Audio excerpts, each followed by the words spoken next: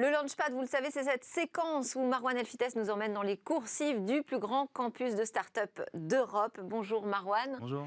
Aujourd'hui, donc, vous souhaitiez revenir sur l'initiative Scale Up Europe. Scale Up, donc, c'est le passage à l'échelle et on sait ô combien c'est crucial si on veut avoir des puissances technologiques et numériques en France et en Europe. Oui, pour résumer, il y a trois étapes qu'on peut schématiser dans la vie d'une start-up. Il va y avoir la partie start-up qui est censée être une phase temporaire, hein.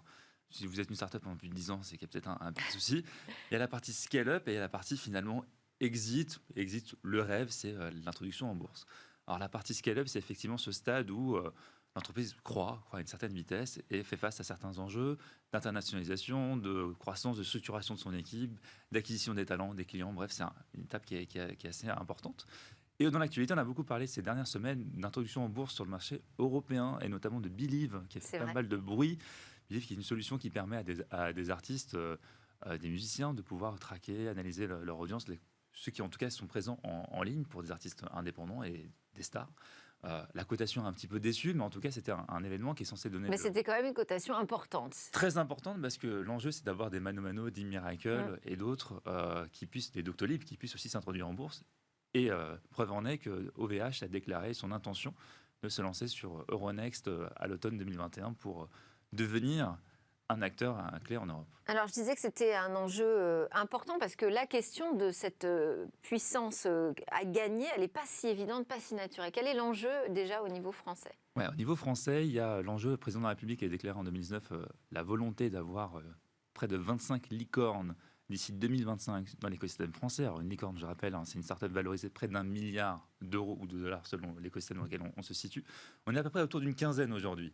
2020-2021 ont été assez dingues comme année pour l'émergence de licornes. Dedans, on va avoir des Voodoo, des Alan, des Doctolib, dont on parle beaucoup aujourd'hui, qui font partie de ces acteurs. Mais aujourd'hui, pour avoir l'enjeu, c'est comment on fait pour générer des startups qui valent 100 milliards d'euros, notamment sur l'échelle, sur le continent européen. Vous prenez des startups comme Stripe, super startup américaine, elle est valorisée autour de 90-100 milliards. Il faut forcément le faire à l'échelle européenne pour y arriver. Alors, quelles sont les conditions justement pour cette croissance ? Qu'est-ce qu'il faut mettre en œuvre ? Il va y avoir des notions, même de politique d'enjeu. La France, notamment, va prendre, au début de l'année prochaine, la tête du Conseil de l'Union européenne. Forcément, la tech sera un élément important de son agenda politique. Comment on arrive à faire ce qu'on a fait avec la French Tech sur le continent européen, ça c'est un enjeu. Et puis comment on arrive à faire émerger des scale-up, entre guillemets, donc l'étape juste avant l'étape de licorne finalement, sur l'échelle européenne. Et du coup, il y a une initiative qui a été lancée en décembre 2020 par le président Macron, qui s'appelle Scale Up Europe, comme vous l'avez annoncé. Et on retrouve quoi ? Mais d'abord, on va regarder, on retrouve qui derrière Scale Up Europe ? Alors, Scale Up Europe est une initiative européenne qui va regrouper près de 170 acteurs, 170 scale-up, donc des CEO, des fondateurs d'entreprises qui sont dans ce niveau de maturité, d'avancement. On va aussi retrouver des institutions, on va aussi retrouver des investisseurs, des médias, des gouvernements qui sont impliqués dans cette initiative, qui a été du coup annoncée par le président en décembre, lancée par Cédric O en mars à Station F et qui a été terminé la semaine dernière par un ensemble de recommandations qui prend forme sous ce très beau rapport bleu européen qui a été remis au président de la République la semaine dernière, aussi dans le cadre Il y a un manifeste... Un manifeste Scale Up Europe. Et vous avez du coup les près de 170 membres qui ont participé à des workshops, des échanges pour arriver à un ensemble de recommandations. Vous avez les membres organisateurs, dont Station F fait partie avec Vivatech, avec Sifted notamment et Hello Tomorrow, pour pouvoir... arriver à des recommandations. Alors, ces recommandations vont être articulées autour de différents thèmes. Si on arrive à craquer ces thèmes, on arrive à craquer l'écosystème européen, autour de l'investissement, autour des talents, autour de la deep tech, notamment autour aussi des relations entre les grands groupes et les startups. Si on arrive à changer ces éléments-là, on arrivera à faire basculer l'écosystème européen dans un autre... Ça, c'est quoi ? C'est les 5 défis majeurs, là, que vous nous avez décrits ? Effectivement, et dans le manifeste des acteurs qui se sont réunis pour réfléchir et plancher sur ce sujet, il va y avoir d'abord un enjeu de souveraineté. Oui. Comment l'écosystème européen devient souverain d'un point de vue technologique. On en parle beaucoup avec forcément les GAFA et les BATX, donc les GAFA chinois.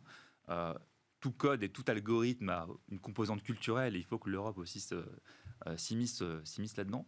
Il y a aussi une notion d'impact. Comment on arrive à faire émerger des notions d'impact en termes de valeurs européennes dans la scène tech. C'est tout l'enjeu du manifeste de Scale Up Europe. Mais on arrive à retrouver des points communs au niveau européen ? C'est tout l'enjeu. Ouais. Effectivement, dans les recommandations qui sont faites par sur ces différents sujets que je citais, investissement, talent, etc. L'idée, c'est d'harmoniser.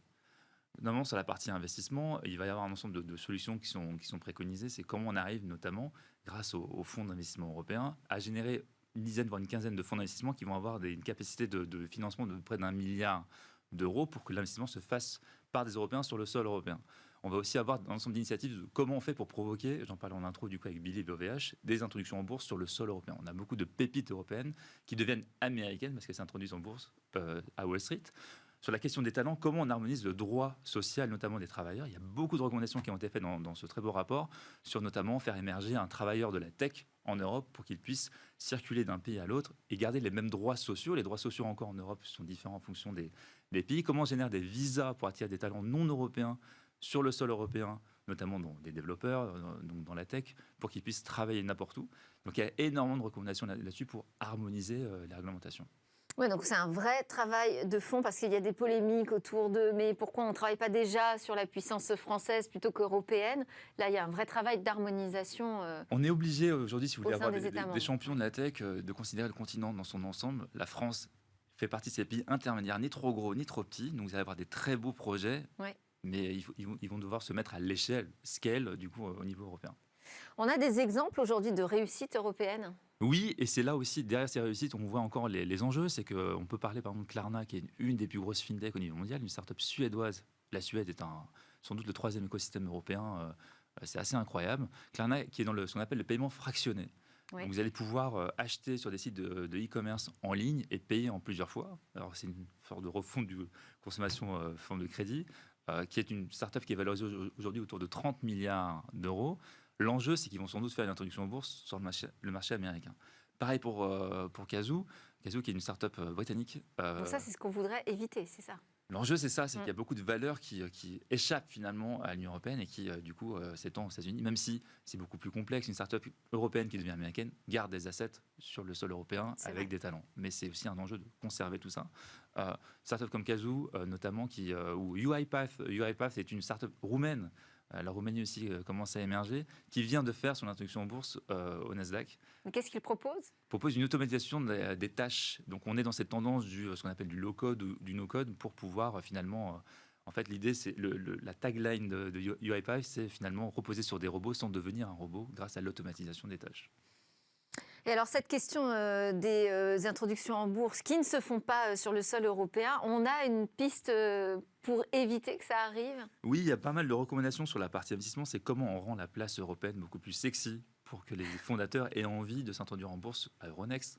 Il va y avoir différentes questions, notamment Euronext a introduit pas mal de programmes d'accompagnement de startups qui sont dans cette phase de scale-up, en train de grossir, qui sont potentiellement des candidates à l'introduction en bourse en Europe, et donc des programmes d'accompagnement pour aider les fondateurs à comprendre comment ça peut se faire, des incentives pour que les entrepreneurs aient envie de le faire sur le sol européen, notamment sur la question des droits de vote, pour qu'ils puissent garder des droits de vote supplémentaires, entre guillemets, s'ils s'introduisent en bourse, pour qu'ils ne soient pas trop dilués.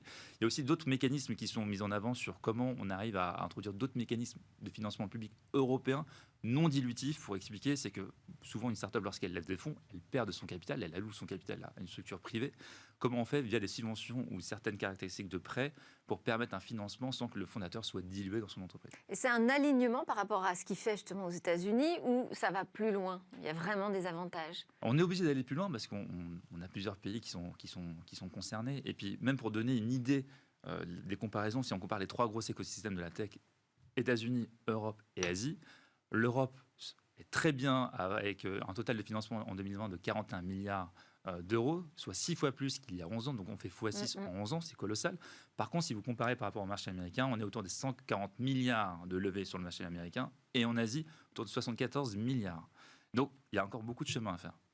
Merci beaucoup Marwan El-Fiteh. Je rappelle que vous êtes responsable des programmes Start-up à Station F. Alors tout de suite, à suivre, on va s'intéresser à l'État français et sa politique avec l'Open Data.